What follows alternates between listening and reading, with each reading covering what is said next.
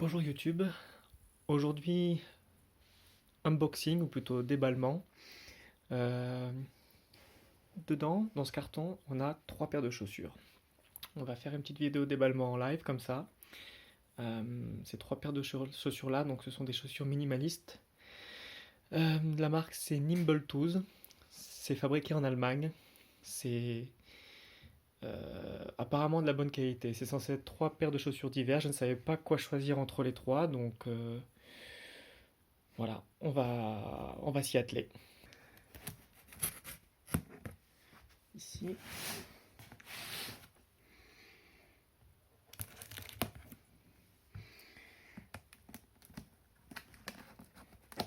On va essayer de faire ça proprement. Un couteau très bien affûté, ça aide.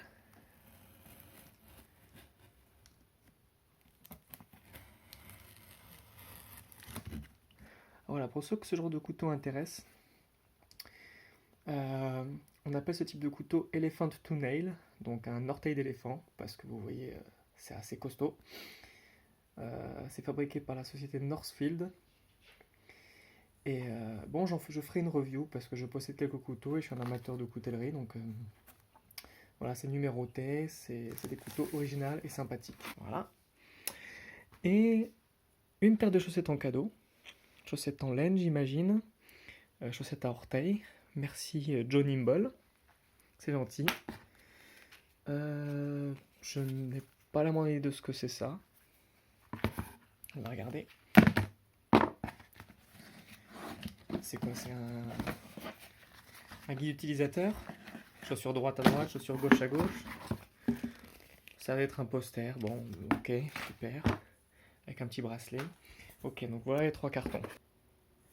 Donc voilà. Avec les 3 boîtes. Alors.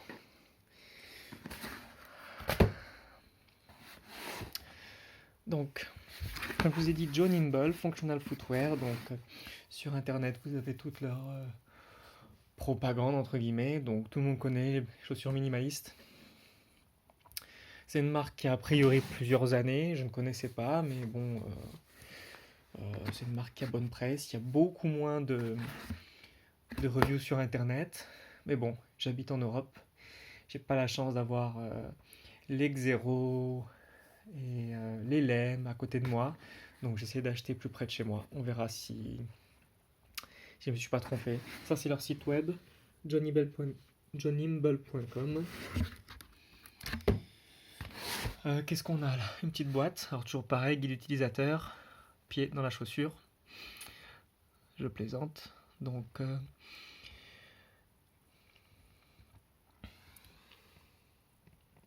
pour ceux qui parlent anglais, John Nimble was born out of bare shoes, which was founded in 1982 by Christian Reichbar.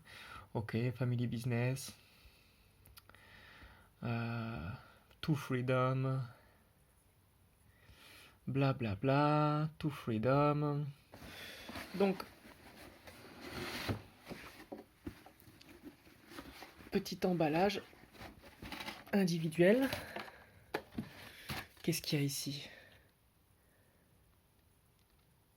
Ok, bon, une sorte de disclaimer sur le fait que inégalité de teinte, etc. C'est normal, c'est du cuir, donc des fois, voilà. Alors, qu'est-ce qu'on a ici? Oh, on a le modèle Adventure 2, je crois. Qui, voilà. Donc ça, c'est la chaussure. Donc comme j'ai dit dans ma dernière review des trackers, donc j'ai décidé de me payer une nouvelle paire de bottes parce que j'ai trouvé que les trackers étaient trop grosses, trop larges, trop grandes, et que j'avais un peu peur qu'elles tiennent pas. Voilà. Elles sont superbes, franchement.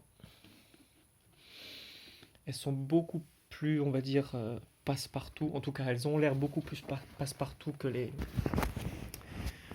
trackers. Bon, c'est pas de la chaussure de randonnée, ça. Hein, je veux dire, c'est plus comparable à des Timberland ou des choses comme ça. Donc, comparant ce qui est comparable, j'ai une paire de chaussures de randonnée dedans. Voilà. En tout cas, première impression très positive. La couleur est vraiment belle. Je suis pas un grand connaisseur de cuir, mais ça m'a l'air d'être un cuir de bonne qualité. Voyons voir. Semelle Vibram, qui a l'air très accrocheuse, donc quelque chose qui peut être utilisé pour des balades sur des chemins. On va en voir un petit peu. Des lacets qui vont bien au niveau de la couleur. La couleur est vraiment belle. Je sais pas comment ça rend sur la vidéo, mais la couleur est vraiment belle. On va le voir un petit peu.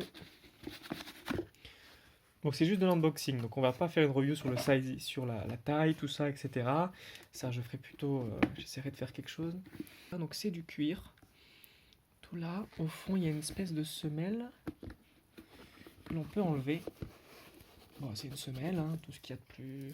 Tiens, elle a l'air d'être bizarre celle-ci, plusieurs couches. Voilà, donc de la mousse. Quelque chose d'un peu plus doux pour les pieds. Et vous voyez ensuite directement, je sais pas si... Voilà. Donc le cuir a l'air vraiment très doux en bas. Très doux à l'intérieur. C'est une taille 6,5, donc c'est du 40. J'ai pris ma mesure en espérant que cette fois-ci ça taille pas trop grand. Voilà. Là, au niveau taille comme ça m'a l'air d'être la bonne taille. Là, si on fait un essai comme ça. C'est des très grosses chaussettes que j'ai, donc ça a l'air pile poil. On verra bien à l'essayage. Voilà, ça c'était la première boîte de chaussures, première paire de chaussures. Dernier petit coup d'œil. Voilà. Deuxième paire de chaussures. Donc, bon, même chose à l'intérieur, même blabla à l'extérieur de la boîte. Alors, ça, c'est pas de la chaussure de randonnée non plus, c'est plutôt de la botte pour la ville. C'est spécial, mais c'est très beau. Oh, pardon, excusez-moi. Donc là, on est sur le même type de, on va dire, semelle, mais en nettement moins... Ah, quoique, je sais pas si elle est un peu plus épaisse, un peu moins épaisse, j'en sais rien.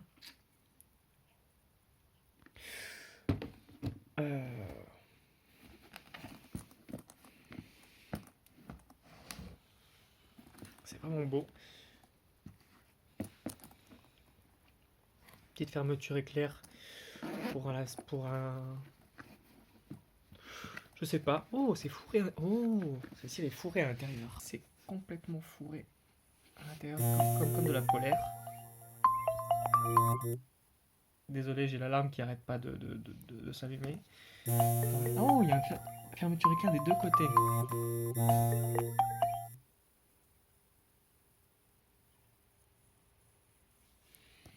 Fermeture éclair des deux côtés de la chaussure. Vous savez quoi? J'ai un peu peur que je vais pas arriver à les choisir en fait.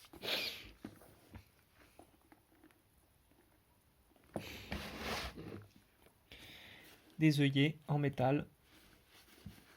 La chaussure, le cuir est souple. On est sur un cuir beaucoup plus souple. Le grain a l'air beaucoup plus fin. Le grain du cuir au niveau du toucher, ça c'est beaucoup plus rugueux. Ça fait très work boot. Là on est sur de la chaussure. Je crois que mes chaussures habillées pour le travail sont aussi... je veux dire, le grain est aussi fin devant. Là, on a un grain un peu plus épais à ce niveau-là. Comme vous pouvez voir, la fermeture éclair, c'est pas une fermeture éclair, il y a une petite doublure là pour préserver le pied. Enfin bref, ça a l'air d'être super bien fini quand même. Hein. Super bien fini. Vraiment, c'est pas mal. C'est la chaussure qui n'est pas donnée. On est toujours aux environs de 200 € la paire. Comment dire, hors promo, tout ça. Je sors la deuxième, comme ça on a une vue d'ensemble des deux. Voilà. Donc,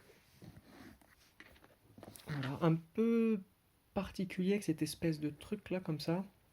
Cette espèce de, je sais pas comment on dit en français, on appelle ça un cap-tout en anglais. euh, intéressant à voir. Je trouve l'association entre les lacets type sport, type plat, sport, et ça, pareil, spécial. Euh, Bref, chaussures spéciales. Moi qui aime bien les trucs un peu spéciaux, je suis servi. Enfin, ça c'est la première. Et la dernière, celle qui est vraiment pour la randonnée. Ah ah.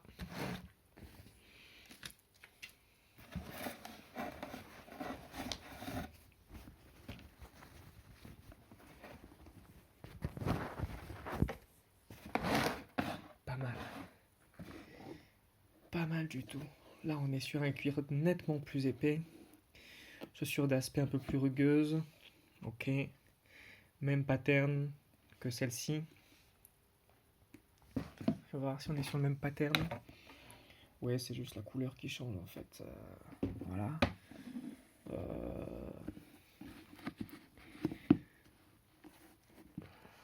va voir comment c'est à l'intérieur. Ouais, quelque chose que j'ai oublié de voir, c'est celle-ci. Non, celle-ci, on n'est pas sur une construction très très étanche. C'est pas de la truc de randonnée parce que, vous voyez, là, je peux rentrer mon doigt et mettre mon doigt dans la chaussure. Alors qu'avec chez Vivo Barefoot, voilà, ça s'arrêtait là. Donc, et bon, elles sont pas vendues comme des chaussures de randonnée. C'est juste moi qui ne sais pas choisir. Trop de choix tue le choix, donc je les ai toutes commandées en me disant je vais en rendre, mais ça va être très difficile d'assumer ça. Lassage assez bas, donc je pense que ça arrive au niveau juste au-dessus des malléoles. Là par contre on voit bien que c'est fait pour être waterproof, hein. Là il n'y a rien qui rentre. On est sur du cuir aussi, j'ai oublié de le dire. On est sur du cuir, par contre l'intérieur c'est pas du cuir. C'est du tissu, donc je pense que c'est de la chaussure qui est faite vraiment pour résister. Elle a l'air... Ouais, ici aussi au niveau de... Donc pour le tendon d'Achille, ça a l'air quand même...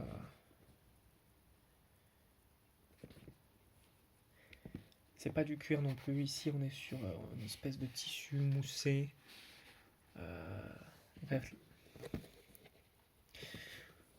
super impression de qualité. Alors là, vous voyez, on a 3, 1, 2, 3, 4. 4 œillets pour l'assage traditionnel. On a 2 œillets rapides. Ce qui est pas mal parce que... Enfin, moi, je préfère ou ce type de truc-là fermé complètement, ou quand c'est des œillets comme ça, j'en préfère le moins possible parce que 2 c'est bien. Sur la Vivo Barefoot, je suis toujours en train de trifouiller, de resserrer là, à droite, à gauche. Enfin bref, j'ai... ouais, c'est mon côté un peu...